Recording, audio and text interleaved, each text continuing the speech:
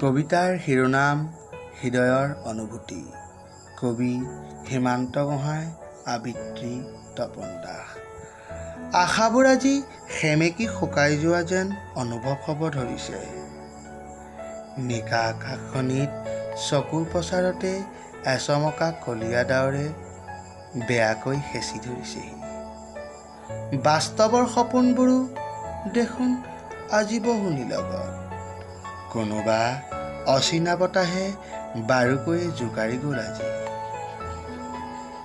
জীপাল আৰু সতেজ মনটোকো এজাক অম্ল বৰষাই নিমিষতে তিয়াই পেলালেহি। মাথো ৰৈ গ'ল শূন্য শুকাই জীৱন।